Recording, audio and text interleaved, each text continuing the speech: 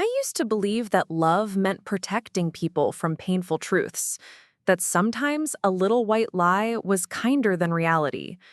But when I found that weather camera footage showing clear, cloudless skies on the night my bedroom window mysteriously shattered during a terrible storm, I realized my entire childhood had been built on carefully constructed lies.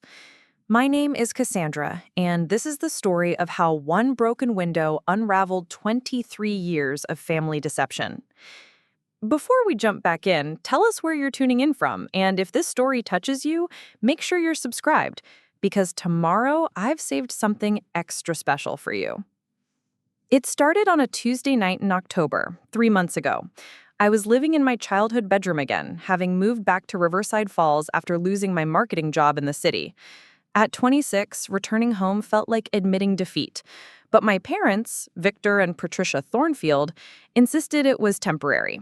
Just until you get back on your feet, sweetheart, my mother had said, her smile never quite reaching her eyes. The crash happened at 2:47 a.m. I know the exact time because I was lying awake, staring at my phone, scrolling through job applications, when the sound of shattering glass jolted me upright. My bedroom window had exploded inward, covering my childhood bed with glittering fragments and letting in the autumn wind. I screamed. Within seconds, both my parents burst through my door. My father, Victor, was already fully dressed despite the late hour, khakis, a button-down shirt as if he'd been expecting something.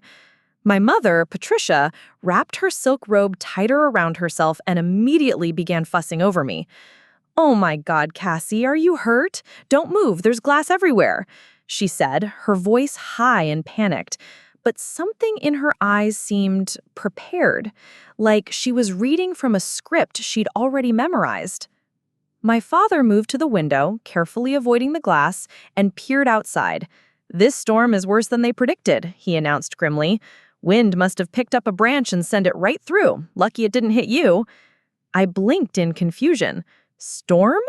Dad, it's been calm all evening. I haven't heard any wind." "Oh, sweetheart," my mother said quickly, already sweeping glass into a dustpan that she had somehow produced from nowhere. "This weather came out of nowhere. The meteorologists never get these sudden squalls right." Preparing and narrating this story took us a lot of time, so if you are enjoying it, like this video. It means a lot to us. Now, back to the story. I looked toward the window again. The night outside was still. No rustling leaves, no bent trees, no rain. Just the quiet darkness of a peaceful October evening in Riverside Falls. But my parents moved with such certainty, such coordination, that I began to doubt my own senses. "We'll call the insurance company in the morning," my father said, already pulling out his phone. "These freak weather incidents happen. Nothing anyone could have done to prevent it." That's when I noticed something odd. There was no branch, no debris from outside, no leaves, no twigs, nothing that would indicate something had been hurled through my window by wind. Just glass, scattered inward, the pattern suggesting impact from outside, but wrong somehow. "Where's the branch?" I asked, wrapping my arms around me as the cold air continued to flow through the destroyed window. My parents exchanged a glance. Quick, subtle, but I caught it. "Probably bounced back outside," he said smoothly. "That's how these things work. Wind picks something up, hurls it with force, then the wind changes direction and takes it away. Nature's way." My mother nodded vigorously.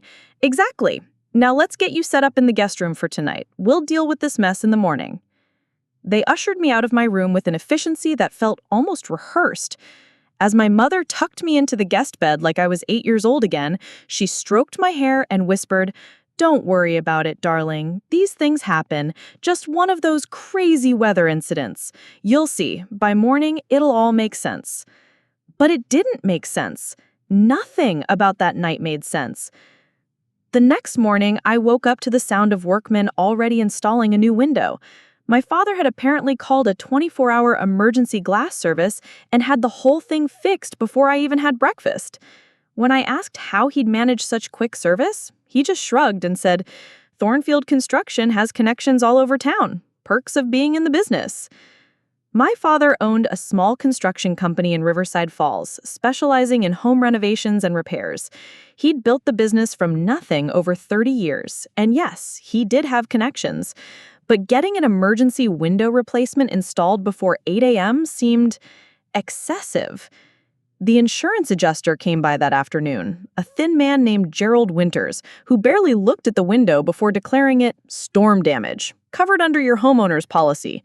He spent more time chatting with my father about local construction projects than examining the supposed storm damage. Funny how these sudden microbursts can cause such specific damage, Gerald mused, signing off on the claim. Just the one window, nothing else touched. Nature's precision, I suppose. That's what I told Cassie, my mother chimed in, appearing with a tray of coffee and her famous chocolate chip cookies. These weather patterns can be so localized now with climate change and all. Gerald nodded sagely, accepting a cookie. Oh, absolutely, Mrs. Thornfield. I've seen storms hit one house and leave the neighbors untouched. Insurance companies see it all the time. Something about the whole interaction felt theatrical, too smooth, too coordinated. But I was unemployed, living at home, and feeling fragile enough that I let myself be convinced. Maybe I was overthinking things. Maybe stress was making me paranoid. That's what my family specialized in, making me doubt my own perceptions. It wasn't the first time. When I was 12, my beloved dog, Rusty, disappeared. I came home from school to find his collar on the kitchen table and my parents sitting me down for a serious talk. "Sweetheart," my mother had said, her voice gentle but firm, "Rusty ran away last night. We looked everywhere, but you know how he was getting old and confused? Sometimes older dogs just wander off to find a peaceful place." I was devastated, but something felt wrong. Rusty had been sleeping on my bed the night before, perfectly content. He'd never shown any signs of wanting to escape, and our yard was securely fenced. But why was his collar left behind? I'd ask through my tears. He must have gotten it caught on something while he was trying to get out. Probably slipped right out of it. Dogs are clever that way when they want to be free.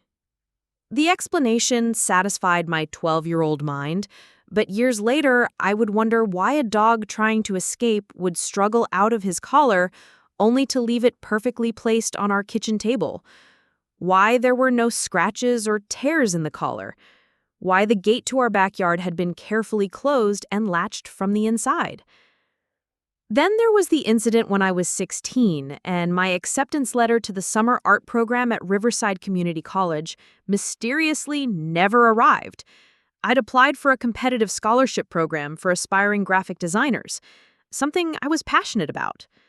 When July came and went with no word, I called the college myself. "Oh, Cassandra Thornfield.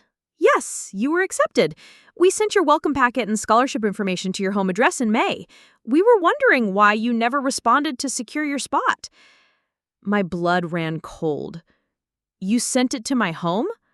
"Of course, dear. 47 Maple Street, right? We definitely sent everything. Are you sure you didn't receive it?" I confronted my parents that evening. They looked genuinely confused and concerned.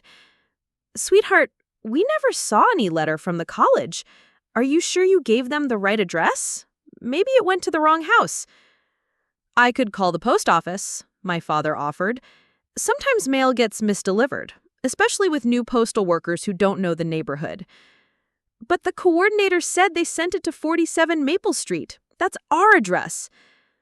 My parents exchanged another one of those looks, the same quick glance I'd notice again years later after my window broke. "Well," my father said slowly, "maybe the college made a mistake. Bureaucratic errors happen all the time. You know how these institutions can be disorganized. Or," my mother added gently, "maybe this is the universe's way of telling you to focus on more practical pursuits, Cassie. Art is a wonderful hobby, but you're so good at practical things, Cassie. Maybe this is a sign." They convinced me that it was just bad luck, a mix-up, one of those things that happen in life.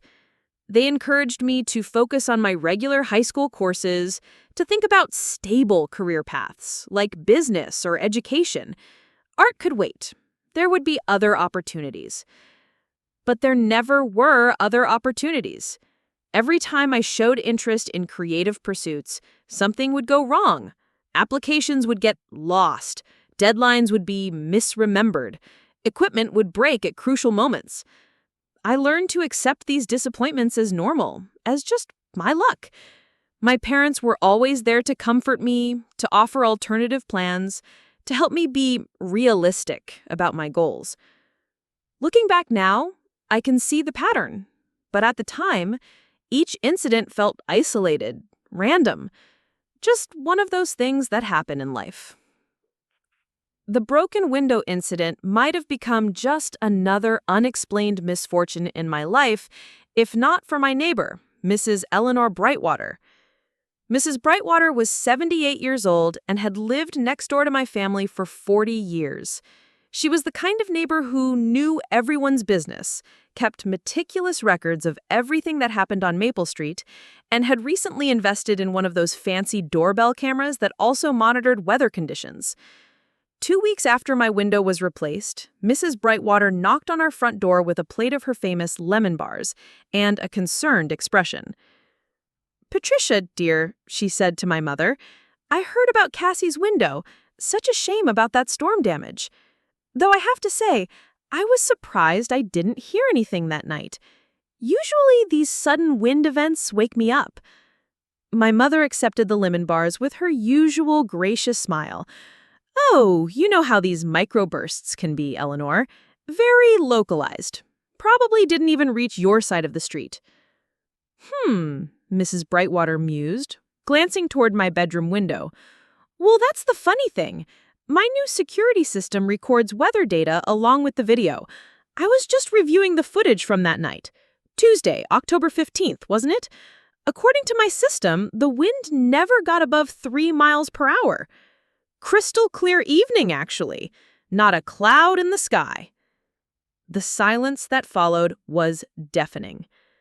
My mother's smile became strained. "Well, you know how these electronic gadgets can be unreliable, Eleanor. Weather can be so tricky to measure accurately." "Oh, this system is quite sophisticated," Mrs. Brightwater continued innocently. "Links to the National Weather Service database and everything. I checked their records too, just to be sure. No storm activity reported anywhere in the county that night. In fact, it was noted as one of the calmest October evenings on record." I felt something shift inside my chest, a crack in the foundation of trust I'd built my life on. "That's strange," I managed to say, my voice barely above a whisper. Mrs. Brightwater turned to me with kind eyes. "I thought you might find it interesting, dear. If you ever want to see the footage, you're welcome to stop by. Sometimes it's nice to have a record of these things for insurance purposes." My mother quickly stepped forward. "That's very generous, Eleanor, but I'm sure Cassie doesn't need to worry about technical details. The insurance has already handled everything." But Mrs. Brightwater was looking directly at me now. "The offer stands whenever you'd like, Cassandra. I believe it's important to know the truth about what happens in our own lives." After she left, my parents were quiet for the rest of the evening. No mention of Mrs. Brightwater's strange news, no discussion of the conflicting weather reports, just an unusual tension that seemed to fill our house like fog. That night, lying in the guest room bed, I stared at the ceiling and felt something I hadn't experienced in years: doubt about my parents' version of reality. What if there had been no storm? What if the weather camera footage showed exactly what Mrs. Brightwater said it showed? Clear skies and calm winds. What if my bedroom window hadn't been broken by a freak weather event? Then what had really happened that night? And more importantly, why would my parents lie about it? These questions kept me awake until dawn, and for the first time in my adult life, I began to wonder what other truths about my life might not be quite as true as I'd been led to believe. The broken window was just the beginning. But it was the crack that would eventually bring down the entire wall of lies my family had spent decades building around me.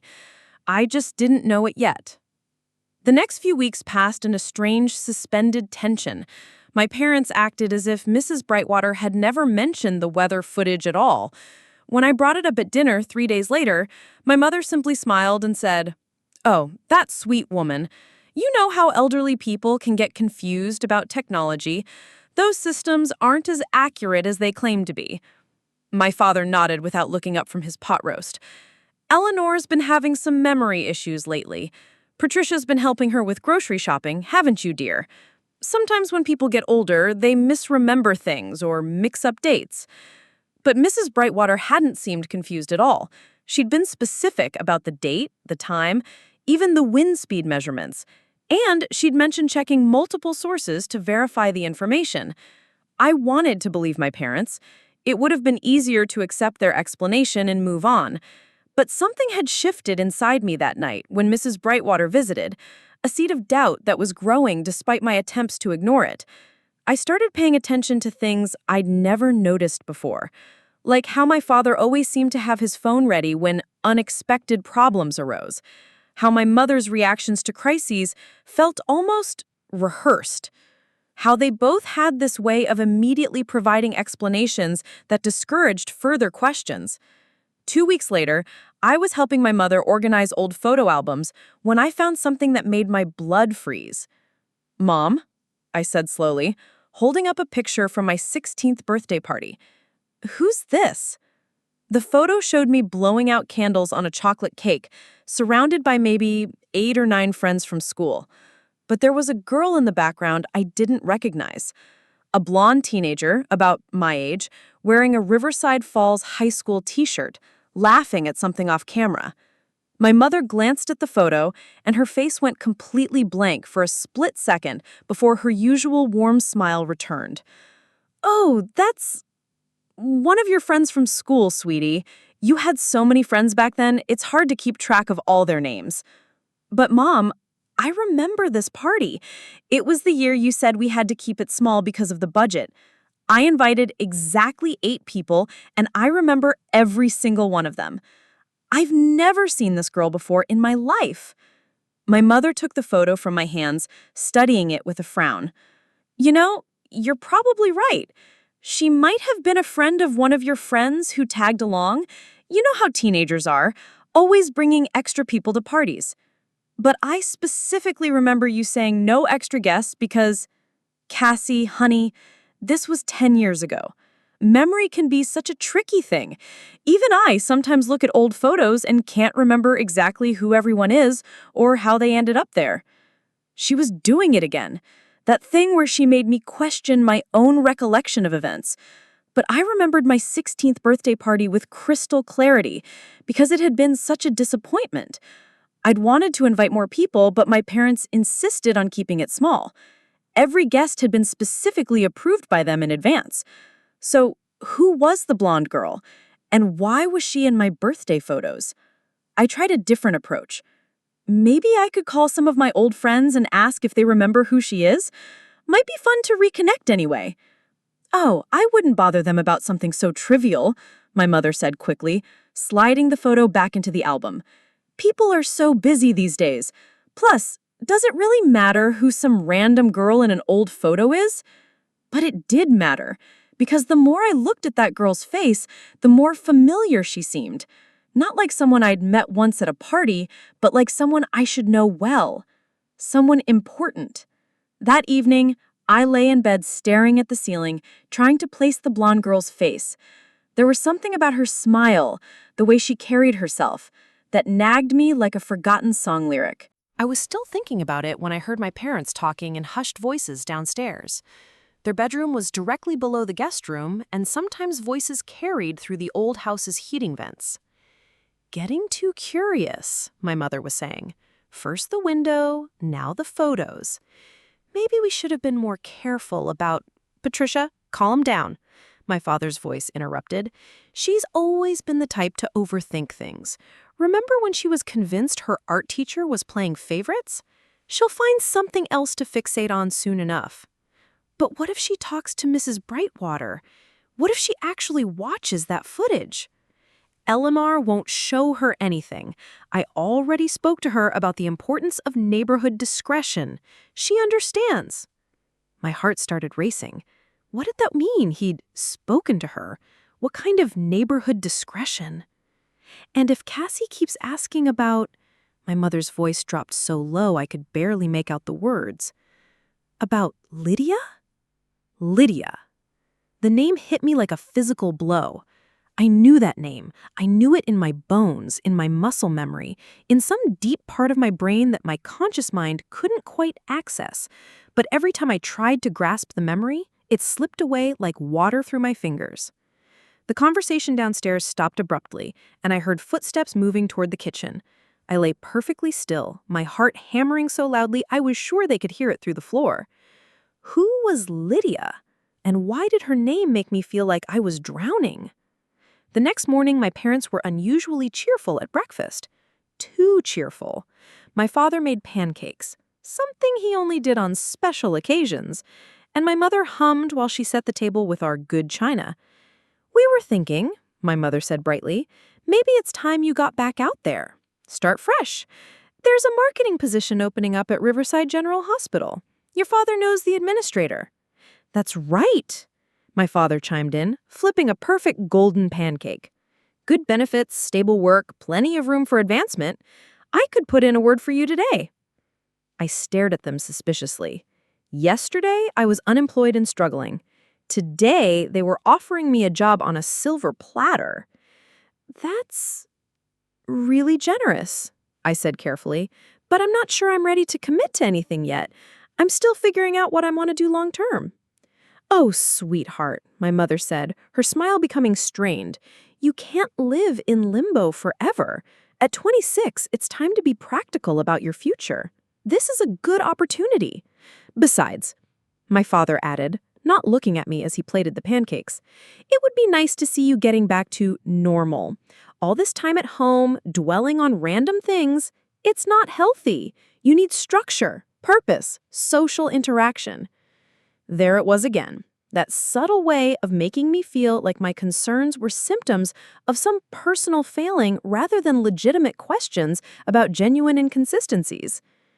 "I think I'll take a walk first," I said, standing up from the table. "Clear my head before making any big decisions." "Wonderful idea," my mother said too quickly. "Fresh air always helps with perspective. Just maybe stay in the neighborhood. You know how you can get turned around when you're thinking too hard?" I wasn't prone to getting lost. I'd lived in Riverside Falls my entire life, but my mother had this way of planting seeds of self-doubt that took root before I could examine them properly. But not today. Today, I was going to Mrs. Brightwater's house. I found her in her garden, tending to her prize-winning roses with the focused attention of a surgeon. When she saw me approaching, her weathered face lit up with genuine warmth. "Cassandra! How lovely to see you, dear. How are you settling back into Riverside Falls?" "Actually, Mrs. Brightwater, I was hoping to take you up on your offer about the weather footage from the night my window broke." Something flickered across her expression. Surprise, concern, maybe even fear. She glanced toward my house, then back at me. "Of course, dear. Though I should mention, your father stopped by last week, had quite a long chat about neighborhood privacy and the importance of not spreading unnecessary worry with unverified information." My stomach dropped. What exactly did he say? Mrs. Brightwater set down her pruning shears and really looked at me for the first time. He suggested that sometimes well-meaning neighbors can inadvertently cause distress by sharing information that might be misunderstood. He was very polite about it, but quite firm. "Mrs. Brightwater," I said slowly, "what did the weather footage actually show that night?" She was quiet for a long moment, studying my face with those sharp blue eyes that had seen 40 years of neighborhood secrets. "Come inside, dear. I think there are some things you need to see." Mrs. Brightwater's living room was exactly what you'd expect from a 78-year-old retired librarian. Doilies, antimacassars, and enough books to stock a small library. But her security system was surprisingly sophisticated, with multiple monitors displaying different angles of her property. I invested in this system last year after the Hendersons had those break-ins. Amazing what technology can do these days. This particular camera faces your house directly, and it records continuously with weather data overlay. She pulled up the footage from October 15th, fast-forwarding to around 2:30 a.m. The timestamps showed clear as day, Tuesday, October 15th, 2:47 a.m. Weather conditions, clear skies, 2.3 miles per hour wind from the southwest, 52 degrees, humidity 43%. On the screen, I could see my house, peaceful and still, no wind, no movement, no storm of any kind. Then, at exactly 2:47 a.m., there was a flash of movement near my bedroom window. But it wasn't a tree branch or debris, it was a figure, a person walking quickly around the side of the house. Can you enhance that? I whispered, my mouth suddenly dry. Mrs. Brightwater adjusted the controls, zooming in on the figure. The image was grainy, but clear enough to see it was a man in dark clothing, moving with purpose rather than urgency. Someone who knew exactly where they were going and what they were doing. The figure disappeared around the back of the house. 3 minutes later, my bedroom light came on, then my parents' bedroom light. Then the sound of my scream carried across the quiet neighborhood. "Mrs. Brightwater," I said, my voice barely steady, "do you know who that person is?" She was quiet for a moment. Then, very gently, she said, "I'm sorry, dear, but the angle makes it impossible to identify anyone specifically. Could be anyone of medium height and build." But something in her tone suggested she knew exactly who it was. "However," she continued, "I do have something else that might interest you. It's about that name I heard your parents mention the other night when their voices carried through the open windows." My pulse quickened. "What name?" "Lydia. Lydia Thornfield." The room started spinning. "Thornfield? But that's my last name." Mrs. Brightwater reached into a drawer and pulled out a manila folder, thick with newspaper clippings and documents. "Lydia Thornfield. Your sister." The words didn't make sense. They couldn't make sense. "I don't have a sister. According to the birth records at Riverside Falls Hospital, you do. Had, rather. Lydia was your twin sister, born 17 minutes after you on March 14th, 1997. She handed me a birth certificate. There it was, in black and white. Lydia Elizabeth Thornfield, born 3:31 a.m. to Victor and Patricia Thornfield, right next to another birth certificate for Cassandra Rose Thornfield, born 3:14 a.m. Twins. Where? I couldn't finish the question. My hands were shaking too hard to hold the papers steady. The last official record I could find was when you were both 7 years old. After that, all records of Lydia simply disappear. No death certificate, no transfer records, no forwarding address. It's as if she just stopped existing. The blonde girl in my birthday photos, the familiar smile, the way she carried herself, it wasn't a stranger at all. It was me. Or rather, it was the other me, my twin sister, who somehow kept appearing in family photos despite supposedly not existing. "Mrs. Brightwater," I said, my voice cracking, "how long have you known about this?" She was quiet for a moment. Then very gently she said, "I'm sorry, dear, but I've suspected for years that something wasn't right. Lydia was such a bright, creative child, always drawing, always making up stories. You two were inseparable until—" She paused, choosing her words carefully. "Until you started becoming more compliant, more quiet, and Lydia started asking uncomfortable questions." "What kind of questions?" "About why your father's construction business seemed to involve so many late-night emergency calls. about why certain neighbors moved away suddenly after asking too many questions about neighborhood activities, about why some of her artwork kept disappearing, only to show up later with your signature on it instead of hers. My head was spinning. Nothing made sense, but somehow everything was starting to make horrible, perfect sense. Mrs. Brightwater, where is my sister now? The old woman's eyes filled with tears. I don't know, dear, but I have a terrible feeling that the night your window broke wasn't the first time someone tried to send you a message, and I'm very much afraid it won't be the last. I sat in Mrs. Brightwater's living room for another hour going through newspaper clippings and documents she'd collected over the years.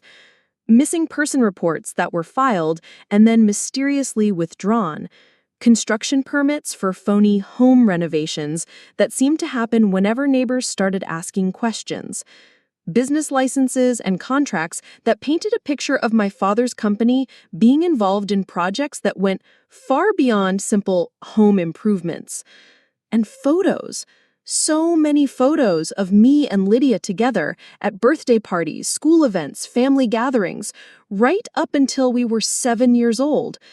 Then suddenly, all the photos were just of me, alone.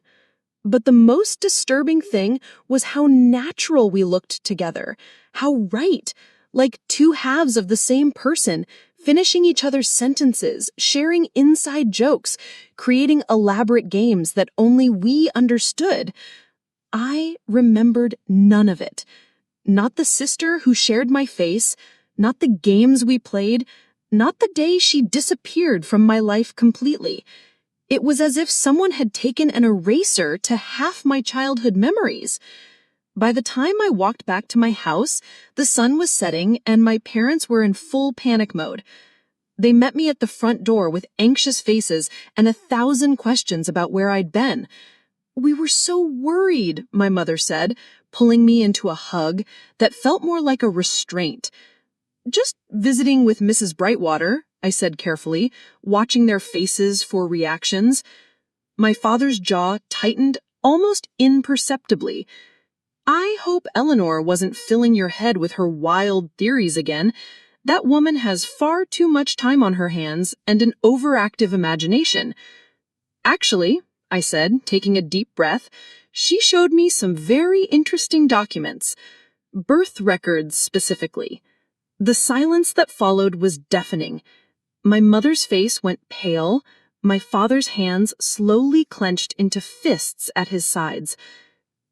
"Cassie," my mother said very quietly, "I think we need to have a family meeting." That's when I knew Mrs. Brightwater was right about everything. And that's when I realized my entire life had been built on lies, so massive, so carefully constructed, that even I had been convinced they were reality. But now the foundation was cracking, and I could see the truth underneath. The question was, what was I going to do about it? That night, as I lay in the guest room bed listening to my parents' urgent whispered conversations through the heating vents, I made a decision that would change everything. I was done asking them for answers. It was time to find the truth myself, no matter what it cost me, no matter who I had to become to uncover it, and no matter what I discovered about the people I'd called family for 26 years. The broken window hadn't been an accident or storm damage. It had been a message. And tomorrow, I was going to figure out who had sent it and why. The next morning, I did something that went against every instinct I'd developed over the past month. I walked downstairs, smiled at my parents over coffee, and told them I'd love to hear more about that hospital marketing position. "Oh, sweetheart," my mother exclaimed, her relief so palpable I could practically taste it. "I'm so glad you're being practical about this. Your father already spoke to Dr. Martinez, and she's very interested in meeting you." My father beamed like I'd just announced I was giving up my foolish dreams to become exactly what they'd always wanted. "That's my girl. I knew you'd come around. Sometimes we all need a little time to gain perspective." I nodded and smiled and played the part of the dutiful daughter who'd finally seen reason. But inside, something fundamental had shifted. I wasn't the confused, self-doubting girl who'd moved back home 3 months ago. Mrs. Brightwater's documents had shown me something crucial. I wasn't crazy, I wasn't remembering things wrong, and I wasn't the problem. My parents were. Over the next 2 weeks, I threw myself into the job application process with an enthusiasm that delighted my parents and fooled them completely. I scheduled interviews, researched the hospital's marketing department, even bought a new professional wardrobe with money my father insisted on providing. But my real work happened in the hours they thought I was sleeping. Every night after they went to bed, I became someone they'd never known I could be. A detective, a researcher, a woman with a mission that had nothing to do with their carefully laid plans for my future.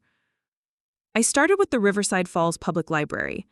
The building was old and underfunded, but their archives went back over 50 years, and more importantly, they stayed open until 9 p.m. on weekdays.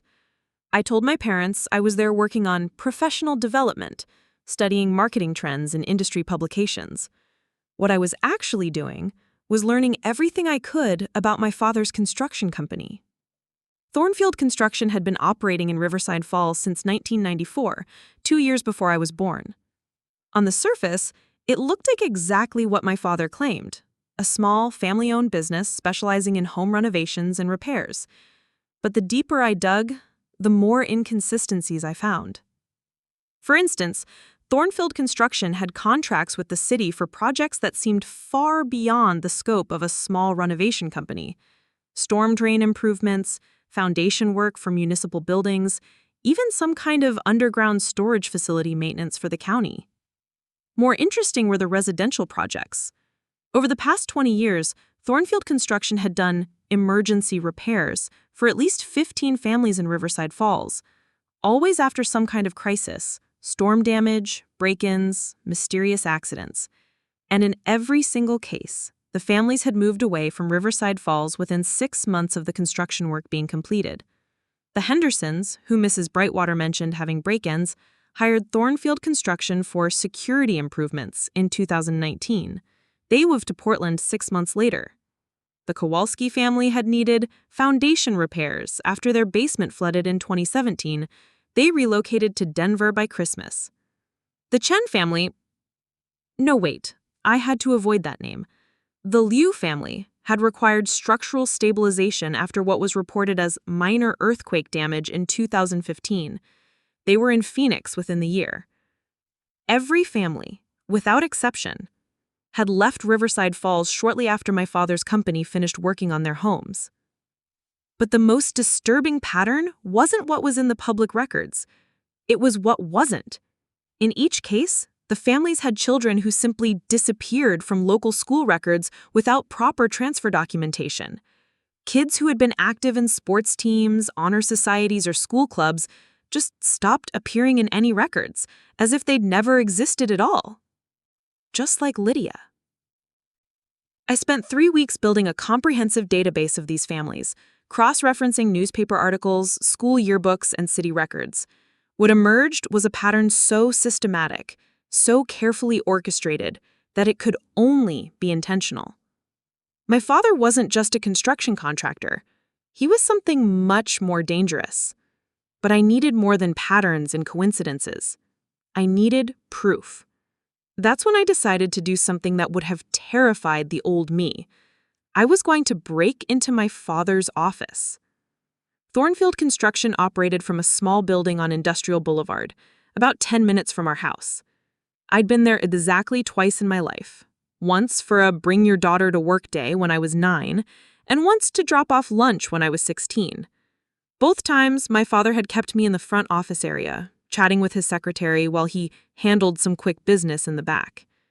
I'd never seen his private office, his files, or any of the actual work areas. Now I understood why. The building was alarmed, but I had 2 advantages. I knew my father's habits, and I'd inherited his methodical nature. For the past month, I'd been observing his routines, noting when he left the office, how long he stayed, whether he came back for evening work. More importantly, I'd been paying attention to the security company stickers on the building's windows. Reliable Security Systems, the same company that had installed our home alarm when I was 12. The same company my father had gotten a family discount from by doing construction work on the owner's house. The same company where my father probably knew exactly how their systems worked and what their default override codes were. I chose a Thursday night in November. My parents thought I was at a networking event for young professionals, something I'd suggested to show my commitment to career development. Instead, I was parked outside Thornfield Construction at 11 p.m., wearing all black and carrying a backpack full of supplies I'd never imagined needing. Getting inside was easier than it should have been. The alarm system was exactly the model I'd researched, and my father's default override code was predictably straightforward. Lydia's birthday, 0314. Even in his security measures, my missing sister haunted our family's secrets. The front office was exactly as I remembered, neat, professional, giving no hint of the operation I suspected was running behind its facade. But my father's private office was a revelation. Filing cabinets lined 3 walls, each one meticulously labeled and organized. Residential projects 2015 to 2020, municipal contracts, specialized services, and one that made my blood run cold: family relocations. I started with the family relocations file.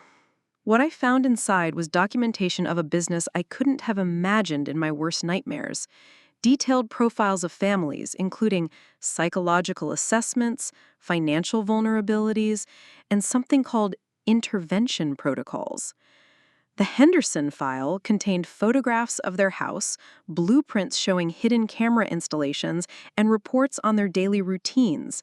There were also transcripts of conversations, private conversations, that could only have been recorded by hidden surveillance equipment. The Liu family file included medical records that had no business being in my father's possession, school records for their children, and what appeared to be forged documentation supporting their relocation to Phoenix. But it was the Chen family file that made me understand the true scope of what my father was doing. Their teenage daughter, Amy, had apparently been problematic, too curious, too willing to ask questions about neighborhood activities.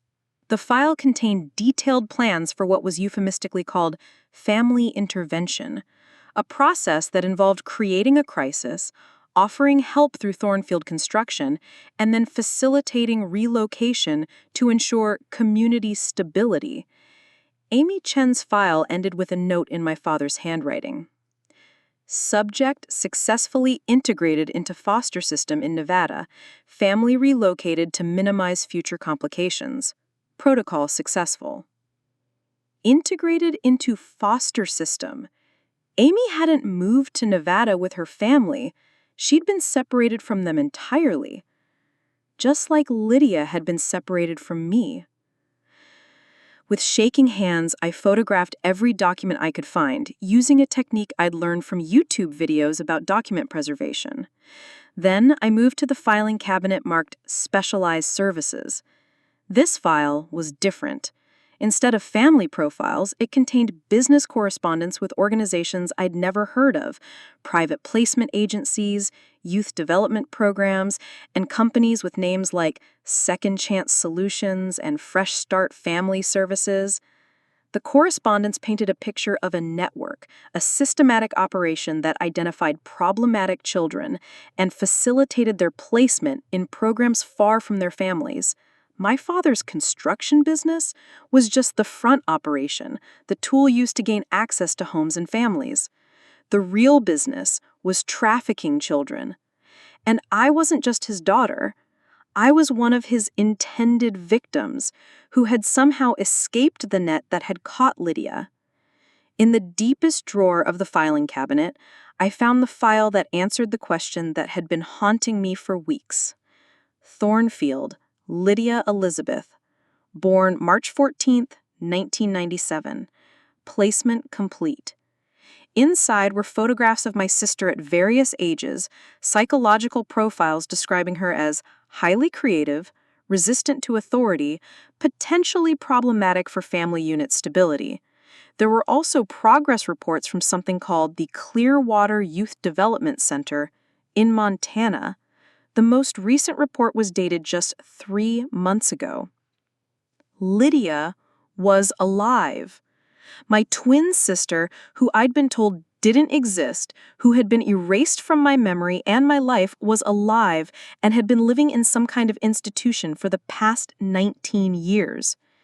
The report described her as well-adjusted to program parameters, but noted that she had persistent questions about family connections and had recently requested information about sibling location. That's when I understood what the broken window had really been about. It hadn't been my father sending me a message. It was Lydia.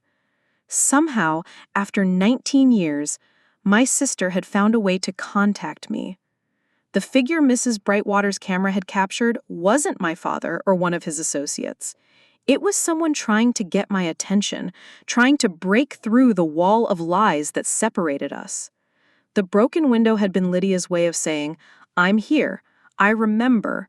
I'm coming for you." I spent the rest of the night photographing documents, copying addresses, and building a comprehensive picture of my father's operation. By the time I locked up the office and reset the alarm, I had evidence of crimes spanning 2 decades. But more importantly, I had something else. A location. The Clearwater Youth Development Center, 847 Mountain View Road, Clearwater, Montana. That's where my sister was. That's where she'd been for 19 years, probably told the same lies about our family that I'd been told about her. The drive to Montana would take 14 hours. I had vacation days saved up from the hospital job I just started. My parents thought I was becoming the responsible, predictable daughter they'd always wanted.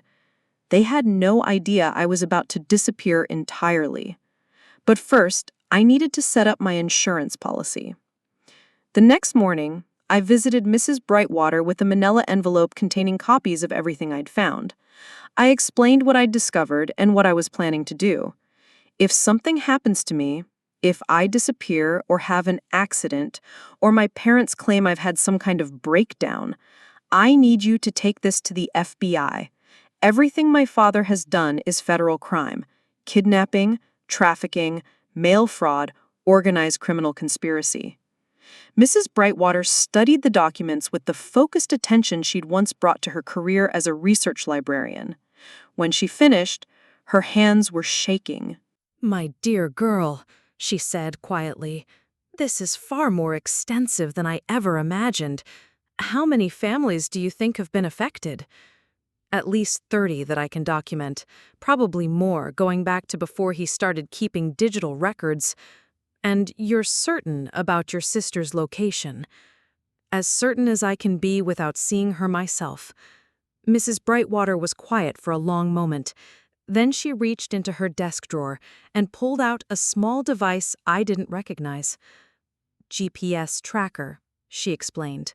"My late husband was a private investigator before he became a librarian. I want you to wear this, hidden, at all times. If something happens to you, I'll be able to find you." She also gave me a disposable cell phone with her number programmed in. "Check in every 12 hours.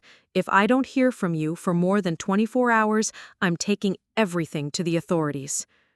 That night, I had dinner with my parents and played the role of the content daughter one last time. I talked about my new job, my plans for the future, how grateful I was for their support during my difficult transition period. My father smiled and talked about maybe taking a family vacation soon. "It's been too long since we spent quality time together," he said. "Maybe somewhere quiet, where we can really reconnect." My mother nodded enthusiastically. "Oh, that sounds wonderful. Somewhere far from all the stresses and distractions of everyday life." I smiled and agreed, and felt my skin crawl with the knowledge of what they were really planning. They weren't talking about a vacation. They were talking about making me disappear, just like they'd made Lydia disappear 20 years ago. But this time, things would be different. This time, I knew what they were. This time, I was ready. The next morning, I told them I was taking a long weekend to visit some college friends in Denver. They seemed pleased that I was maintaining healthy social connections. They even offered to pay for gas money. Instead, I drove 14 hours straight to Montana, armed with evidence, determination, and the GPS tracker Mrs. Brightwater had given me. I was going to find my sister. I was going to bring her home, and then together we were going to make sure our father never destroyed another family again. The old Cassandra would have been terrified of confronting the people who had controlled her entire life. But I wasn't the old Cassandra anymore.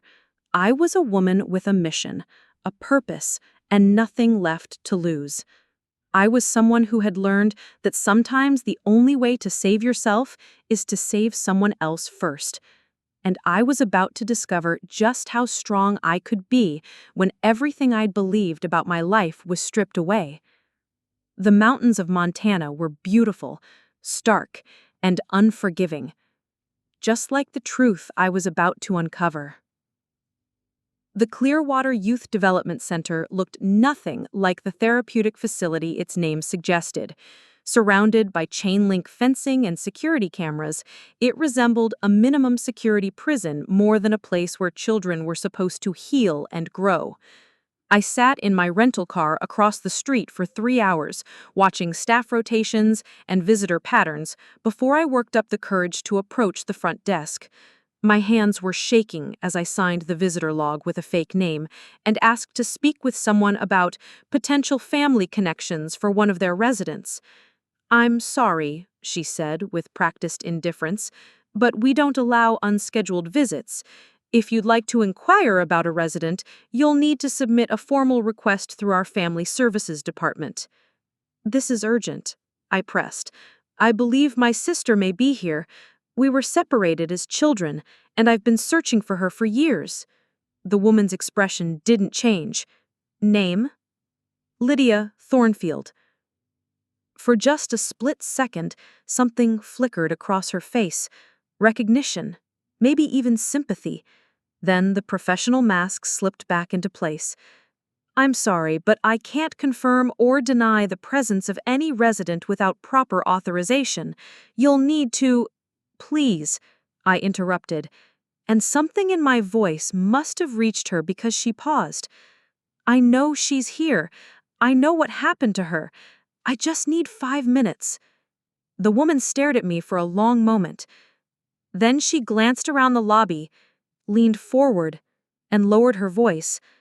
"Recreation hour is at 3 p.m. in the East Courtyard. I can't help you get inside, but the fence has a maintenance gate that's sometimes unreliable." At exactly 3 p.m., I found the maintenance gate she'd mentioned. It was, indeed, unreliable, unlocked and hidden behind an overgrown hedge that blocked it from the main security camera's view.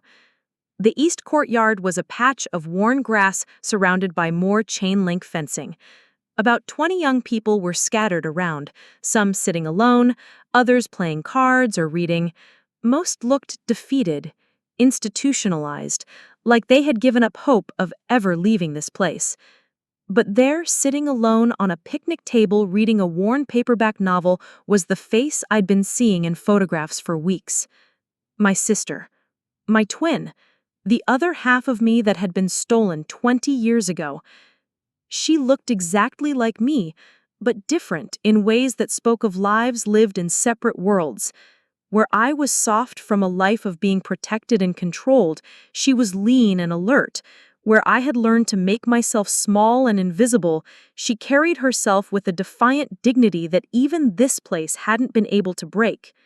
But when she looked up and saw me approaching, her book fell from nerveless fingers. "Cassie," she whispered, and the sound of my childhood nickname in her voice broke something inside me that I didn't know was still whole. "Hello, Lydia," I said, And then we were both crying and holding each other through the chain link fence like we were 7 years old again. I knew you'd come, she sobbed into my shoulder. I've been dreaming about you for months. I broke your window, didn't I?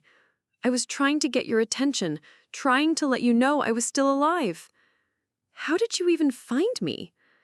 I've been planning this for 3 years, she said, pulling back to look at my face like she was memorizing it. When I turned 18, they were supposed to release me, but they kept finding reasons to extend my stay. Behavioral issues, adjustment problems, family safety concerns. I realized they were never going to let me go. She explained how she'd started researching our family, using the facility's limited computer access to piece together fragments of information. How she'd discovered our father's construction business and the pattern of families who'd disappeared. How she'd finally managed to trace me back to Riverside Falls. I've been saving money for 2 years. Kitchen work, laundry duty, anything they'd pay me for. When I had enough for a bus ticket, I told them I was visiting a friend in Billings and came to find you instead. But how did you know which house was ours? Lydia smiled, and for the first time, I saw our father's cunning in her expression. I didn't. I broke windows on 3 different houses that night before I found the right one. Lucky for me, only one had a girl my age living there. Lydia, I have so much to tell you. About our parents, about what they've been doing, about why they separated us. I know. I've known for years. The staff here aren't supposed to talk about how kids end up here, but some of them drink too much and say things they shouldn't. I know about the other families, the other children. I know our father isn't a construction contractor. He's a trafficker who specializes in making inconvenient children disappear. The calmness in her voice was more frightening than anger would have been.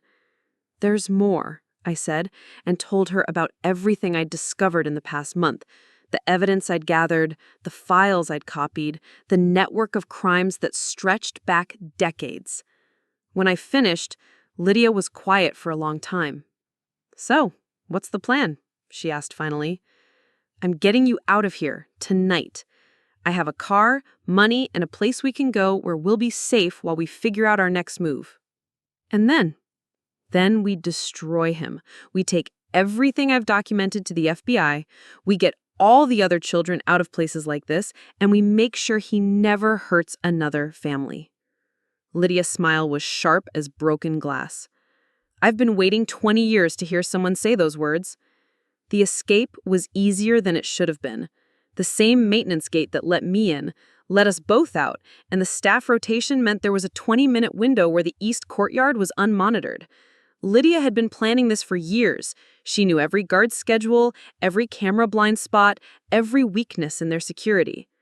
By 6 p.m., we were on Highway 90, driving east toward home, with my sister free for the first time in 20 years. So, what's our father like now? Lydia asked as Montana disappeared behind us.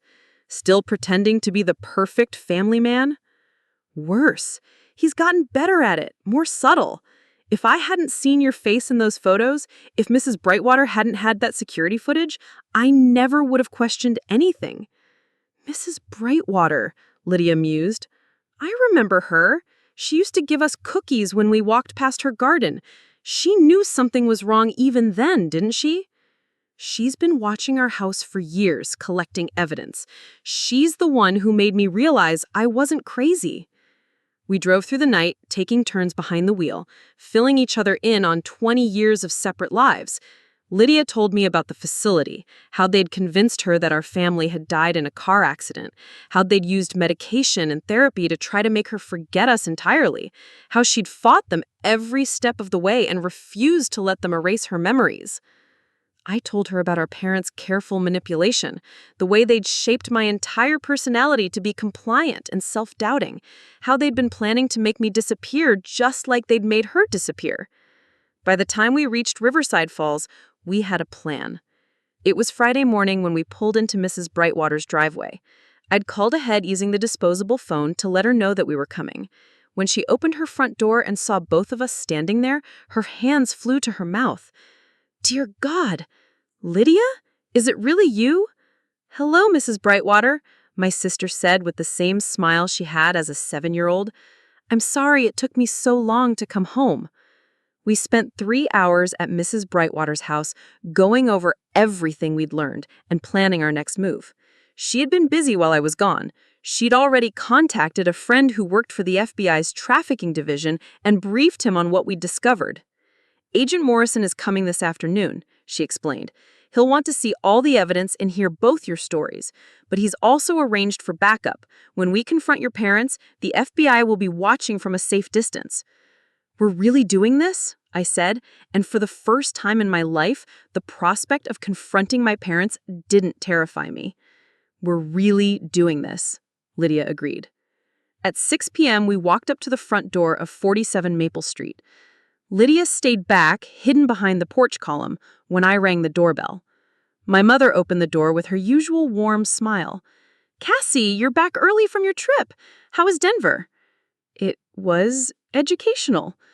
Mom, I need to talk to you and Dad. Family meeting. Something in my tone made her falter. Of course, sweetheart. Is everything all right? Everything's perfect. For the first time in my life, everything's perfect. My parents were sitting at the kitchen table when I walked in. They looked concerned, but not alarmed. Not yet. Mom, Dad, I said, taking a seat across from them. I have something to tell you. I know about Lydia. The color drained from both their faces simultaneously.